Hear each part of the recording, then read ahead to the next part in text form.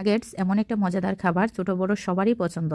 আমরা যখন রাস্তায় বের হই, যখন হঠাৎ করে খিদা লাগে, চোখের সামনে যদি সিপি পাই, তাহলে তো আর কথাই নেই, টুস করে একটা নাগেটস কিনে খেয়ে ফেললাম। মজাদার এই খাবারটা আমরা অনেকেই বাসায় তৈরি করতে পারি, আবার অনেকেই পারি না। তাহলে আজকে আমি চলেন আপনাদেরকে দেখাই খুব সহজে সিপি স্টাইলে কিভাবে বাসায় আপনি নাগেটস তৈরি করে রাখবেন। চাইলে আপনি অনেকগুলি একসাথে বানিয়ে ফ্রোজেন করে রেখে দিতে পারেন, বাচ্চাদের টিফিনে দিতে পারেন। এমনকি হঠাৎ আপনার বাসায় গেস্ট আসলো, টেনশন নাই, কারণ আপনার ফ্রিজে তো নাগেটস তৈরি করা আছে। আপনি শুধু বাসবেন, সাথে এক কাপ চা দিবেন, ব্যাস আপনার গেস্টও খুশি, আপনিও খুশি। নাগেটসটা তৈরি করতে যা যা লাগছে, আমি এখানে 2টা মুরগির বেস্টের পুরো অংশটাই নিয়েছি। এটা শুধু সলিড মাংস দিয়ে করতে হবে, তো আমি কিউব করে কেটে নিয়েছি। তুমি দিয়ে নিচ্ছি 2 টেবিল চামচ আদা রসুন বাটা, দিয়েছি 1 চামচ পরিমাণ লেবুর রস, দিয়েছি 2 টেবিল চামচ সয়া সস, দিয়েছি 2 টেবিল চামচ টমেটো সস, চামচ পরিমাণ কালো গোলমরিচের গুঁড়া, হাফ চামচ পরিমাণ লাল মরিচের গুঁড়া আর স্বাদ মতো লবণ। এখন বাইন্ডিং এর জন্য লাগবে আমার পাউরুটি আর কর্নফ্লাওয়ার। এখানে আমি 4 পিস বেস্টের জন্য 10 পিস পাউরুটি নিয়েছি। এগুলাকে একটু স্লাইস করে ছোট ছোট করে ব্লেন্ডারে করে দিয়ে দিচ্ছি। এখন সবগুলোকে একসাথে ব্লেন্ডারে করে আমি ব্লেন্ড করে নিব। ব্লেন্ডের এক পর্যায়ে দিয়ে দিচ্ছি 2 টেবিল চামচ কর্নফ্লাওয়ার। এখন এগুলোকে স্মুথ করে ব্লেন্ড করে নিতে হবে, একদম স্মুথ করে ব্লেন্ড করতে হবে, যেন ভিতরে কোনো দানা দানা না থাকে, যেমনটা আমি দেখাচ্ছি। এখন বড় একটা ট্রে নিয়েছি আমি, আর ট্রের মধ্যে কিছুটা পরিমাণ অয়েল ব্রাশ করে দিচ্ছি, যাতে নিচে যখন আমি এটাকে সেট করব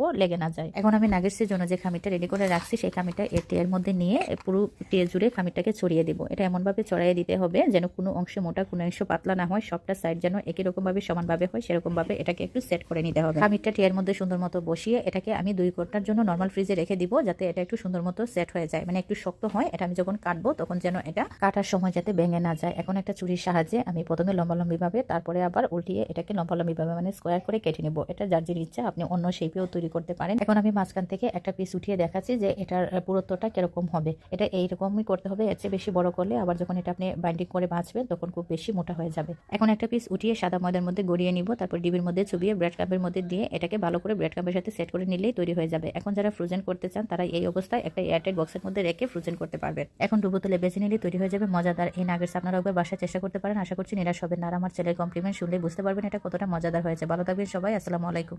আমার মায়ের হাতের রান্না এই সব থেকে টেস্টি হয়।